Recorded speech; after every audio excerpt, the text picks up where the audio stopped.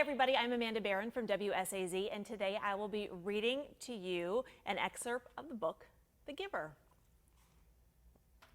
Why don't we have snow and sleds and hills, he asked, and when did we in the past? Did my parents have sleds when they were young? Did you? The old man shrugged and gave a short laugh. No, he told Jonas, it's a very distant memory. That's why it's so exhausting. I had to tug it forward from many generations back. It was given to me when I was a new receiver, and the previous receiver had to pull it through a long time period too.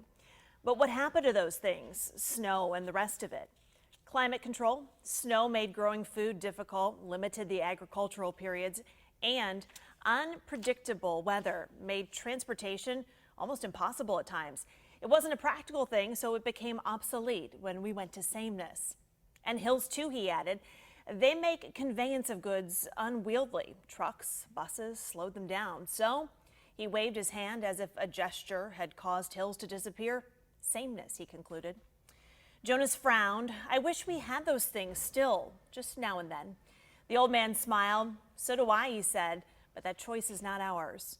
But sir, Jonas suggested, since you have so much power, the man corrected him.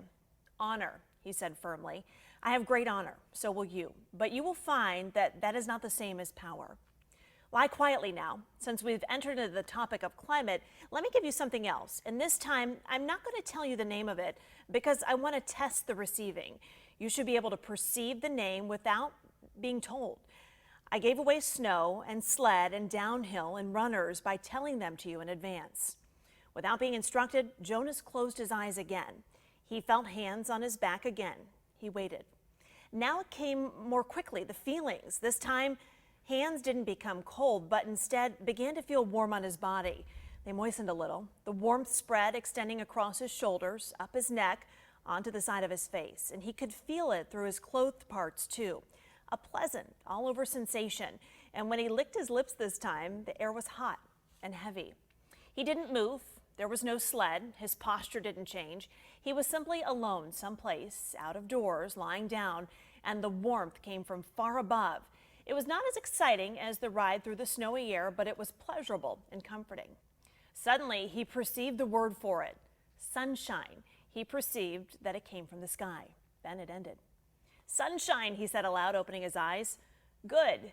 Did you get the word? That makes my job easier. Not so much explaining. And it came from the sky. That's right, the old man said, just the way it used to. Before sameness, before climate control, Jonas added. The man laughed. You receive well and learn quickly. I'm very pleased with you. That's enough for today. I think we're off to a good start.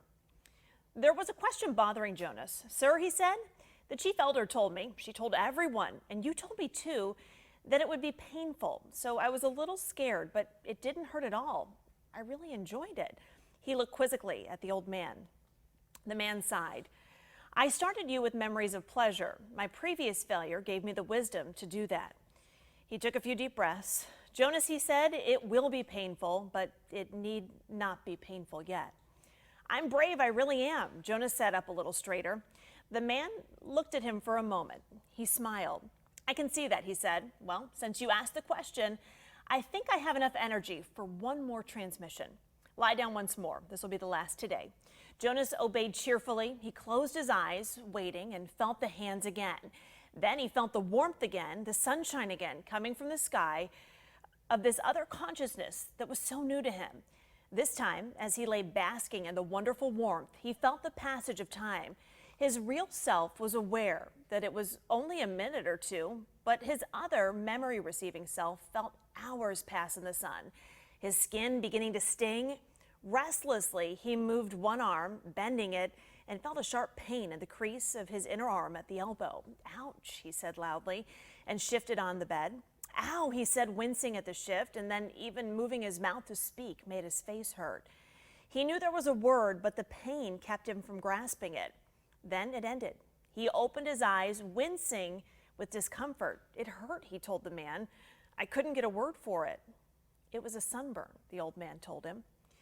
It hurt a lot, Jonas said, but I'm glad you gave it to me. It was interesting, and now I understand better what it meant that there would be pain. The man didn't respond. He sat quietly for a second. Finally, he said, get up now. It's time for you to go home. They both walked to the center of the room. Jonas put his tunic back on. "Goodbye, sir," he said. "Thank you for my first day." The old man nodded to him. He looked drained and a little sad. "Sir," Jonas said shyly. "Yes, do you have a question?" "It's just that I don't know your name. I thought you were the receiver, but you say that now I'm the receiver, so I don't know what to call you." The man had sat back down in the comfortable upholstered chair. He moved his shoulders around as if to ease away an aching sensation. He seemed terribly weary. "Call me the giver," he told Jonas. Hope you enjoyed that. Thanks so much for watching.